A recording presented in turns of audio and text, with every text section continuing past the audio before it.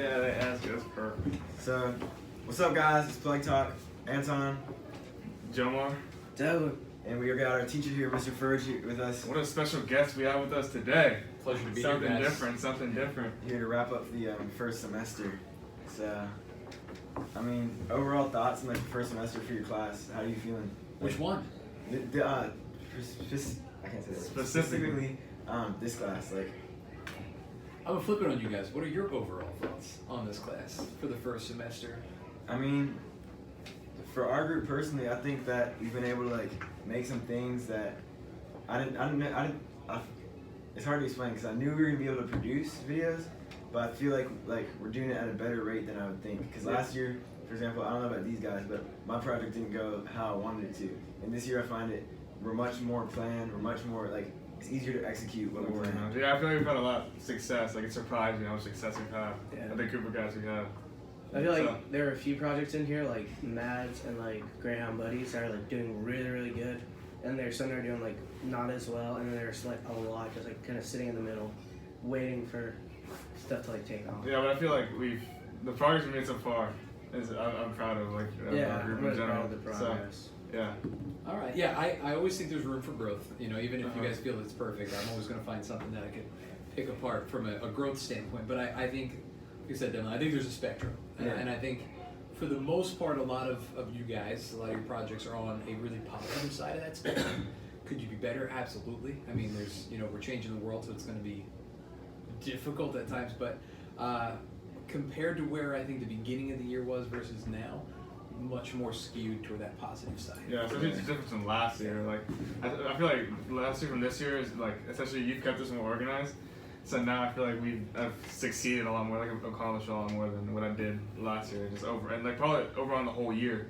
I've probably accomplished more than I have over on like the whole year I had last year. So That's awesome. yeah. And then I was like, there's obviously the groups like Mads Group and Greyhound Buddies. I think they're at a different level almost of the podcast, but like this is their third year in the class, correct? So I feel like a lot of these groups that they're getting there, and like towards the second semester, towards the end of the school year, pushing into next year, that's when like a lot of them are gonna take the next step up. And I feel like we could take that next step next year too, or even coming up this semester, because I know we're getting new equipment and stuff that we showed you. So I feel like our podcast will really take off, especially next semester towards the end of the year, and then we can just hop back on at the beginning of next year. So yeah. So you used to be my civics teacher at Millway Middle School. What made you come over to Lyman and teach this class? So I mean, you guys know about the grant, right? We got this grant to start this problem-solving class, but for me, the idea of being able to teach a civic-related class that was action-oriented instead of test-oriented. I mean, I know you did well, Dylan, on the 7th grade civics exam and all that stuff. So content knowledge-wise is okay. Yeah, you can name 3 branches. That's great. But what are you actually going to do with that? Like, how are you actually going to impact the community in which you live? And so that's what, for me, was the appeal of this class. This class, from a teaching standpoint, is much harder to teach than a history class where you just go by a timeline. You come in, I give a lecture, we cover these 20 years, and then you leave and you take a test 2-3 weeks later. So in my mind, while sometimes it looks like we're doing absolutely wacky, crazy things or nothing, there's a lot going on behind the scenes, and it's that action component and that advocacy component that really pulled me in. Do you know if any like other high schools or programs like have a class like this? 'Cause I've never heard of this before. Yeah. That's like when I came into high school and I looked like 9th grade year, I was looking at this sheet. I've heard about your class from like other upperclassmen and whatnot, and I heard it's such a great class. But also just like reading of it made me like interested in it. Like, do you know any other? So there are a number of, I call them pockets of excellence, right? There are pockets of this happening. School in Iowa that's doing it, Iowa Big. A couple schools in California. There's a school in New Orleans that their entire school is on a barge. So like you go to school, you're on this barge, you have this gigantic kind of space, and then if you need to take a field trip, you can literally undock and go to like a ship, like a barge, like a what? barge ship. Whoa. Yeah. So there's stuff going on, but it's not mainstream. It's not, 9 times out of 10 you're going to have your traditional civics-related government class or problem-solving class that's theoretical but not in practice. So like bouncing off of that, teaching a class like this, like what's been your biggest struggle to like keep everyone on track, or like what has it been? So I think it's twofold, Joe. I think the one aspect of it is if you guys are excited and passionate about it, it's easy to teach this class. right? You come in, you know what you want to do, you know how you want to do it, and you can see it with our groups. If you have that driving factor that's built in intrinsically, my job becomes really easy because then it's a matter of supporting you, right? It's a matter of, oh, you need new equipment, let's figure out how to get that. You need this, let's figure out how to do that. The struggle comes in when kids fake it. Yeah. And They're not motivated. They fake putting a plan together, they fake putting a proposal together, and it's fine for the first couple weeks. And then what happens a month and a half in, the cracks in the armor start showing because it's not a class where you fake it for 2 weeks, you get an 80 on the test, you move on to the next content. Everything builds off of each other. So the biggest struggle for me in teaching this is once you've identified that intrinsic motivation that will drive you forward, maintaining it. And then for those of you guys who have not found that, it's finding the avenue that's going to say, hey, this is what you care about, this is what you're passionate about. Here's a problem related to that. Let's go after it. Yeah, and I feel like we've all, like, us personally have found one because, like, we enjoy doing this. I mean, I personally do. I do too. So, like, I feel like, I was gonna say, go ahead. last year, like I found it really hard to stay motivated on my project. Like, sometimes it's just hard. Like, even if you love the project, it's hard to keep going with it. Especially when it's something that you can't necessarily do all in the class, all in one class. Like, you can't see immediate progress. It's something that doesn't happen overnight. Yeah. But like, personally, this is why, like, I'm not trying to like hype you up way too much. But this is why you're one of my favorite teachers because you really like. I feel like you're able to like see someone's idea and like you're able to help them make it happen in more of a way. Because when I first made this idea of the podcast with Joey, it was more of like, I don't know, just like an idea, like, you know what I mean? And you like really helped. Like, we got more team members. We got Matt. He's not here obviously, but he's never here. But I feel like you just really help us like expand projects into something more productive, and that's why I appreciate this class so much.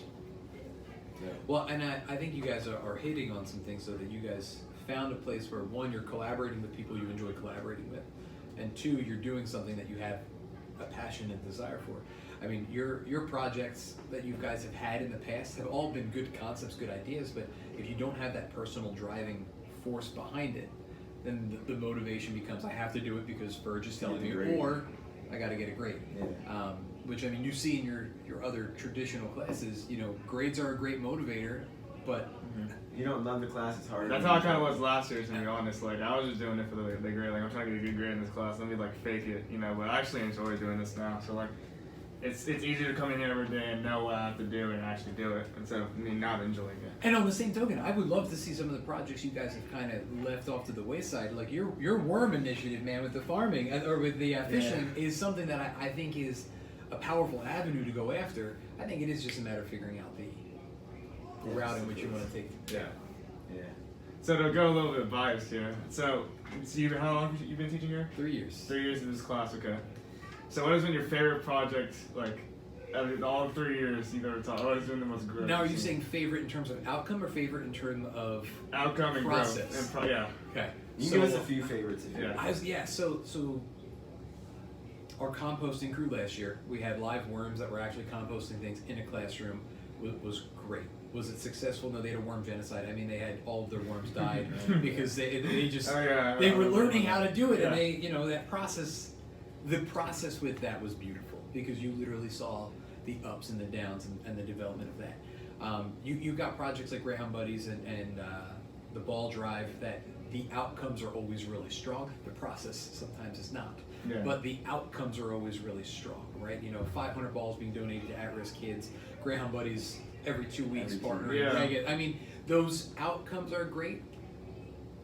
We could work on the process. Yeah. So I think that question is one of those that, from a teaching standpoint, I love to see the growth because I can see in students and in projects absolutely nothing turn into the smallest of things, and that to me is 10 times more beneficial because I know how much those students struggle to just get that little bit. Yeah.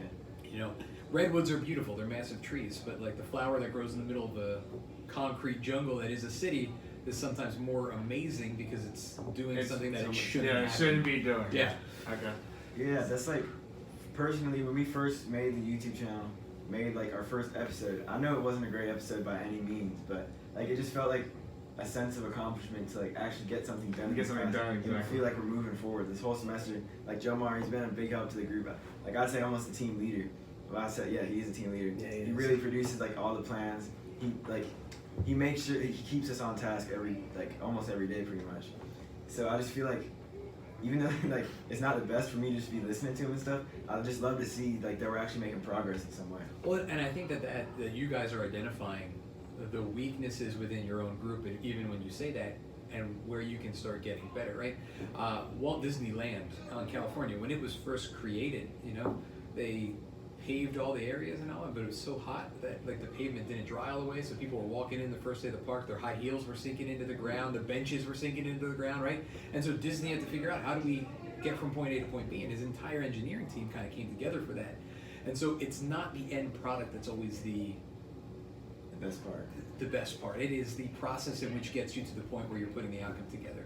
I love my sports analogies, but it's a championship team, right? Yeah. The championship is the crowning achievement, but it's really the work that's put in on the everyday basis that gets you to that point that should be celebrated, right?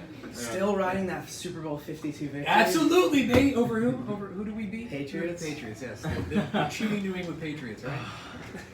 Oh man. But yeah, so that I think from a class perspective, you guys are starting to identify that cyclical nature of, unlike a traditional, you take a quiz, you're done with that content, all of your content's connected in here. Yeah. And the better you are connecting those pieces, the better your next episode is, and the better your podcast as a whole gets. Comparing your first episode to what you guys kind of have been able to create and come up with, I'm really excited to see what. Yeah, especially when you get better equipment, better And you can even stuff see like that. you can see the growth through the episodes just by the view count and whatnot. And like I've had it's not a lot, but I've had like 3 or 4 kids like actually ask me like why we're doing this and like what's the whole point of it. And it just feels good to explain something, like to tell them this is what we're doing, this is our goal. What you're trying to work towards. It feels good to plug that. Yeah, and I feel like level professionalism has come like higher. Like I feel like we're not goofing around as much anymore. We're actually like doing work, especially when we get in here and actually record. I feel like it's a lot more serious. We're getting a lot more done. So, yeah. Overall. Got anything to say, Devin? Gotta be I mean, said. those are all the questions, but so what's your favorite memory as a teacher? Ooh, overall? Yeah. Yeah, this is the last one. I feel like so many memories. We'll end off on this one. Yeah. It's gonna be good.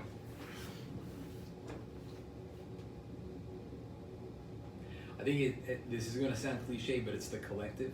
It's the idea that, since 2010, 2011, I've had students and classrooms that have grown to have, kids that, I'm just super proud that they made it to Seminole State, got a full-time job, just reached that pinnacle for them because in 6th or 7th grade, they were being told they weren't going to graduate middle school, let alone high school.